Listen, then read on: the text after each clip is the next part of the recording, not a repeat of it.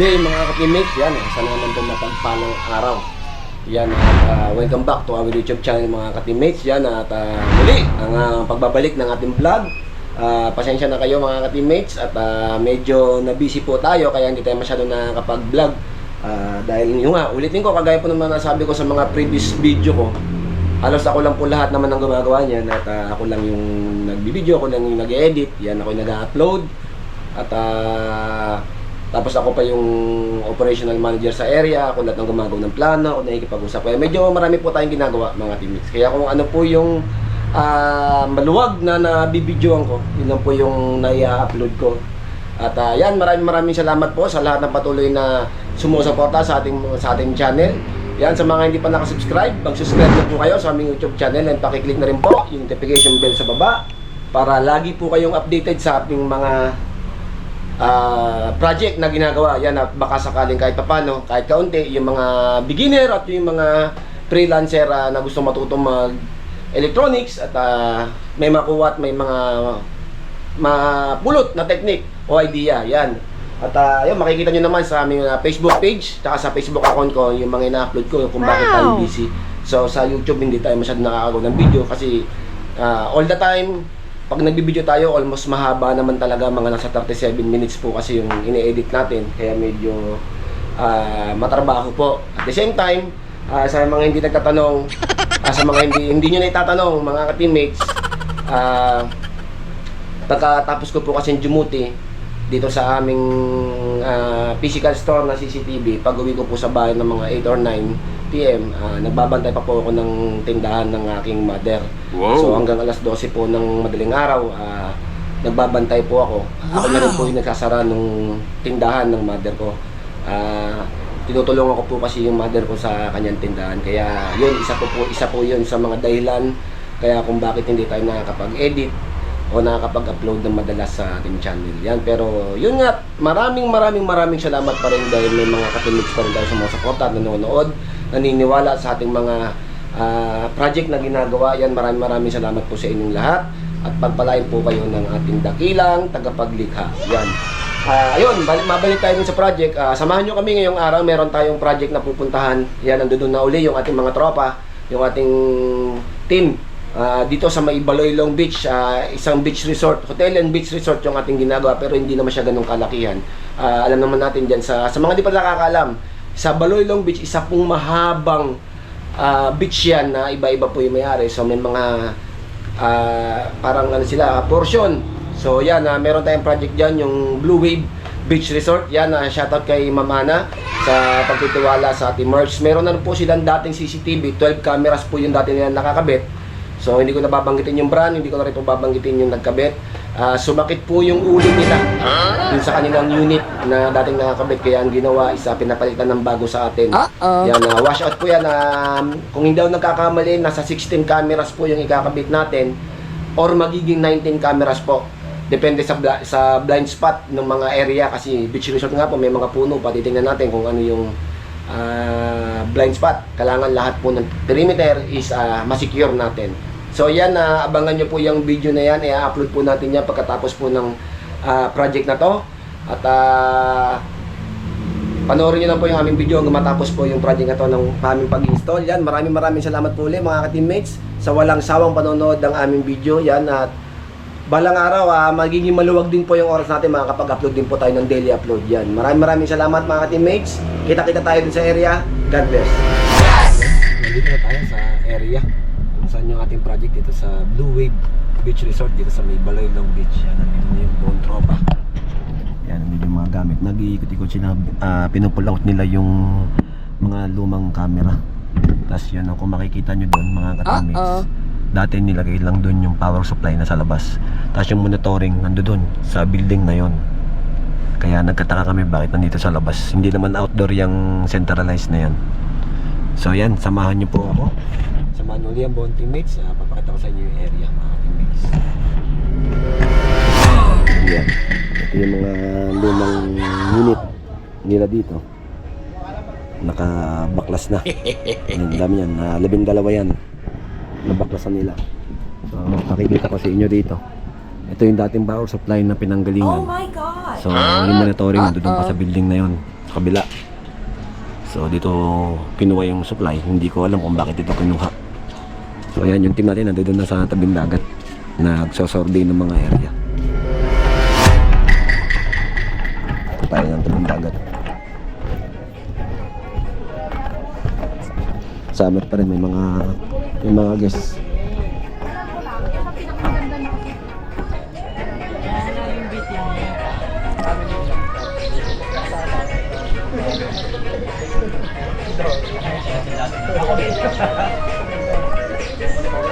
Kumahal lang.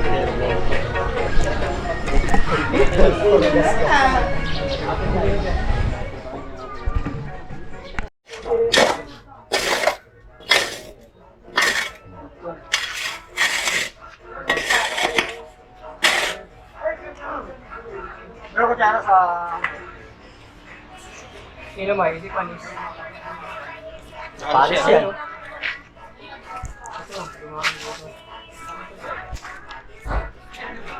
Puro tubo. Makapong yung mukha yun. Yun yun, mahal bang. Sige sa tatlo. Kailangan natin, di ba? Long elbow. Yung dalawa na lang yan ang kailangan. Yan, piniprepare na natin yung ating mga pipe para ibabaon dito sa lupa. Dapat nag-BC pipe, hindi na, ano? Yan, alas 12 na. Magtatanghalian muna ang bonting kasama si parang Russell. Sila Jericho, sila Ikimoto Vlog, sila Master Totoy, sila Papa Beren, sa kabila sila Ding. So yan, lunch break muna mga ka-teammates. At grabe ang tirik ng araw, oh. So, break muna kami. Ang daming kakablan ni Kuya.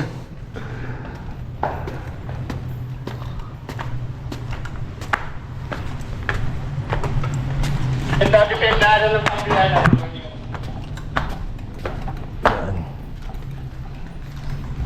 Ito yung dati pinagdaanan. Ito na yung IP.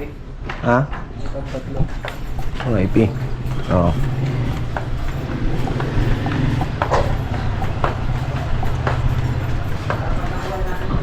Mamaya, pag okay na yung sukat, yung roller, dito na agad yung muna agad. Diba? Dito. Bato na lang ganyan. Dali. Hindi yung gagawin-gano'n. Tapos kunin yung sukat. Nag-i-start na tayo rito sa Blue Wave Beach Resort. Yan na nag-i-start na si paring Russell. Inuhukay niya yung dadaanan ng ating mga pipe. Yan. Plumbing po kasi yung diskarte dyan. Hindi kasi pwede rito syempre dahil resort to, hindi pwede yung mga nakahanging-hanging na mga cables. Syempre ilan din yung camera na nakatutok dyan sa may tabing dagat. So ang kailangan dyan, ipa-plumbing tayo. Dito kasi bababa lahat ng kable.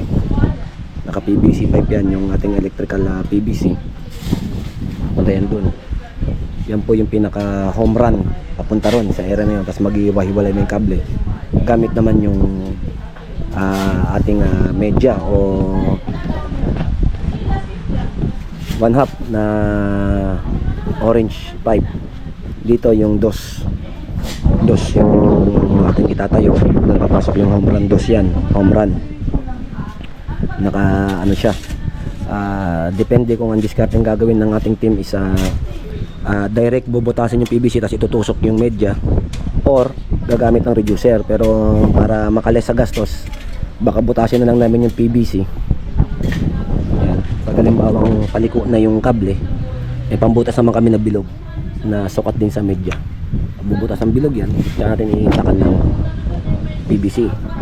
Tapos isisil natin nga ng sealant para walang pumasok na kahit anumang insekto, langgam, tubig, buhangin. So yan po yung ating update. Yan, meron tayong dadaan din dito papunta ron sa area na, may camera tayo dyan, may camera tayo doon katutok dito. So ang ipipenetrate muna natin day 1 yung Aplaya. Ang tawagin dito sa Zambales is Aplaya, tabing dagat. Ito munang area ng mga cottage ang ating ipipenetrate, isi-secure natin bago tayo magsimula dun sa may building kasi may mga cameras din sa building. So ayan na, sinisimulan na ni parang nga sila na pukayin yung dadaanan ng pipe. Try mo kaya dyan. Sandali yan.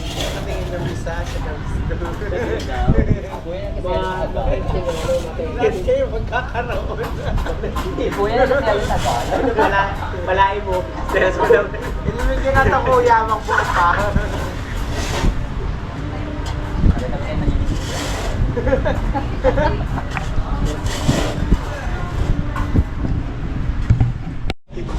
Ang bubong pala ko. Matulog ka na dyan, oy. Hindi na kaya, uwi na sila.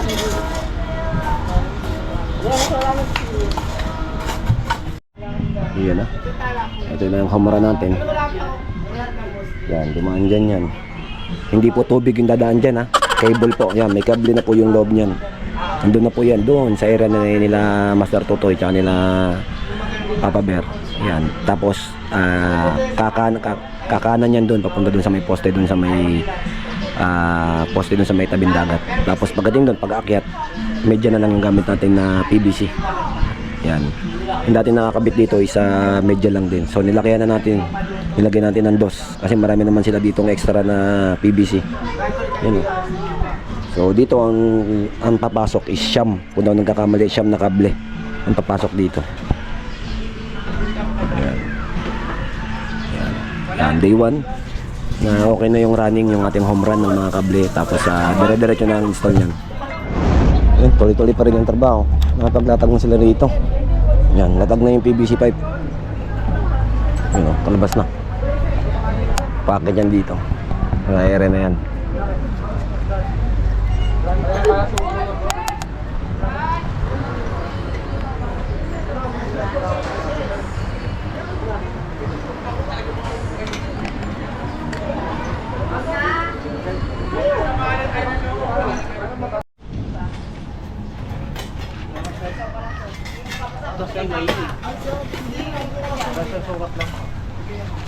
Dito na yan.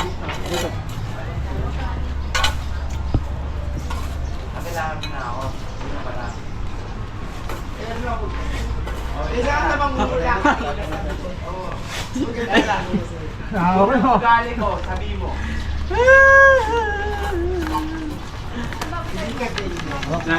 Pasumit ka lang.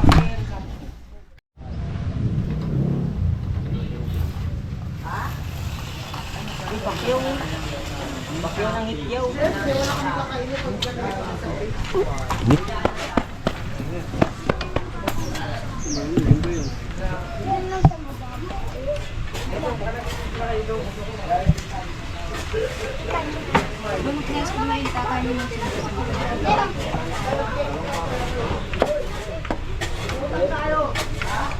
Lumutang tayo.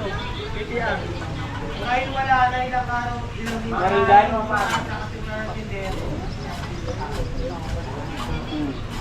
Oo, malis na.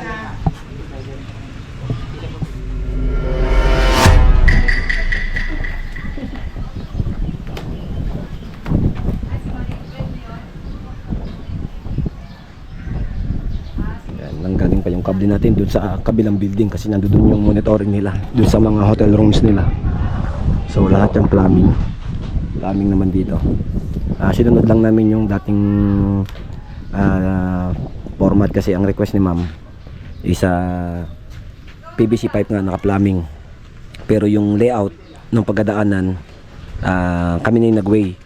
Kasi yung dating nakakabit dito, yung dating way is hindi maayos. So may mga putol-putol yung wire na nahirapan yung dating nakabit dito sa tingin namin, sa nakikita namin. Kada putol kasi ng wire na pinagduduktong lang nila is dun sa elbow. Yan. Ito po yung binaklas namin na elbow. Yan. Mahirap pong maglatag ng Siamese sa gantong elbow. Ang ginagamit po natin dito is long elbow, hindi po short elbow. So ang ginawa po nung dating nagkabit, bawat elbow, putol yung kable. Tapos pinagduduktong lang nila para maisara nila to.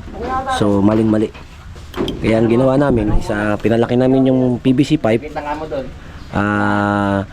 Tapos papunta yan sa mga way ng camera. Tapos yung layout ng pagdadaanan niya sa plumbing, kami na gumawa ng way. Kagaya niyan, nakatitay. Diretso yan doon. Papunta doon sa mga camera sa playa. Tapos nakatitay yan dito, papunta naman dito sa mga kubo-kubo. Yung camera hindi naka facing doon sa loob ng kubo. Nandoon po sa harapan ng kubo yan na nakatutok papunta ng dagat. para makikita yung mga tao sa harapan, yung mga bata, yung mga nagse-celebrate. Wala pong camera yung mga kubo. Hindi po natin nilalagyan yan. Nakatutok lang po dun sa harapan. Nasa harapan po yung camera, nakatutok pa harap dun. So parang yun. Yung may puti na yun na utility box natin o junction box waterproof natin is dito yan nakatutok sa area na to. Papunta ng CR. Yan. Yung isang binaybay natin na pumunta yung tubo, kung makikita nyo, isa papunta dun sa ano na yan, waterproof junction box natin.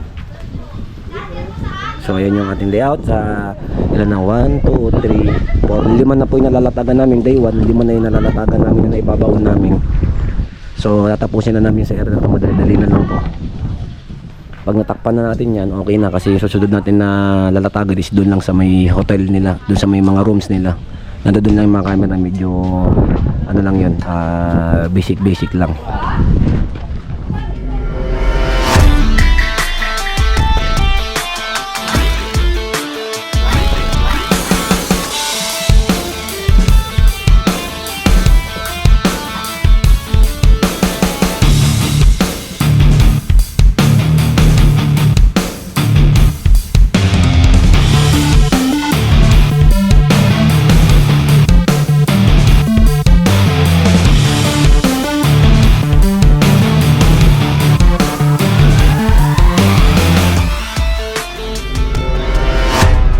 Tinatabunan na nila Russell at alas 5 na ng hapon. So natabunan na yung banda ron. Ayan, ayun kay Ike Motovlog. Tinatabunan na ni parang Russell to. Yung dumaan na yan. Yan, okay na yung linya natin dito. Okay na yung linya doon na terminate na ni Anthony. Okay na rin yung linya doon sa kabila. So pwede na ngayon. Yung doon nakatabon naman na eh. Yan, ito nakatabon na. Ito tatabunan na to. Tabunan yan. Dire-diretso. Ayan. Doon na lang yung babanatan natin sa kabilang building. Bukas natin i-continue yun. So ito muna ngayon ang ating tinira. So sa maghapon na 5 camera po yung nabaunan natin ng ano, na naka orange pipe para clear. Hindi natin masyado nilaliman yung baon. Kasi tinatambakan naman ng buhangin to. Bumababa lang yung buhangin dito kapag medyo maraming tao, pero pag wala silang guest dinadagdagan nila yung mga buhangin dito.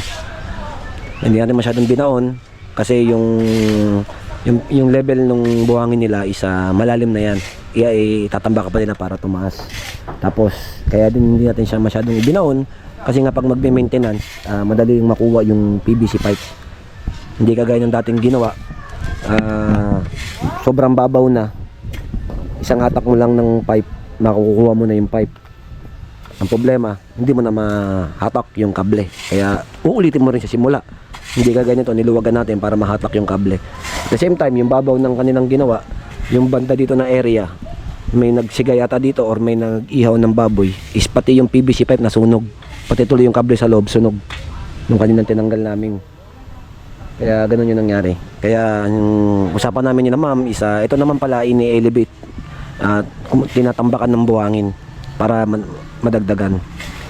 So na lang yung buhangin gawa ng pag may tao. Kumbaga yung level na yon, yung buo ng taas na yan yung level ng buhangin dito dapat. Hindi lang nila lubos akalain at maisip noon na nagbabawas ang buhangin kasi may mga butas to eh. May mga butas yan. Yan yung anuhan ng tubig kapag katagulan. So yung na yun, sumasama na yung buhangin. Kaya bumababa ito ng bumababa. So yun, sabi naman ni ma'am, ayon kay ma'am sa may-ari, is tinatambakan naman pala ito ng buhangin dagat. Pito yun dun sa area na yun. Kaya kung mapapansin nyo pa, slope to yun, mataas dun, mababa rito. So kailangan daw tambakan nila to.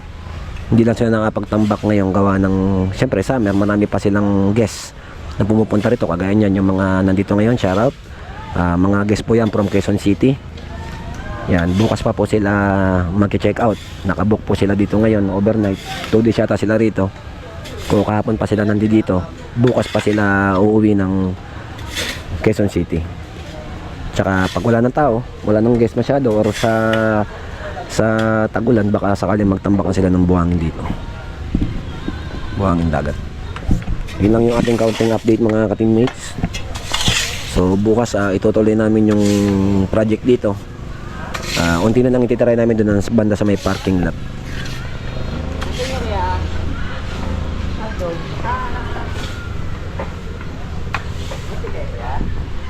Sige, naglilinis ako.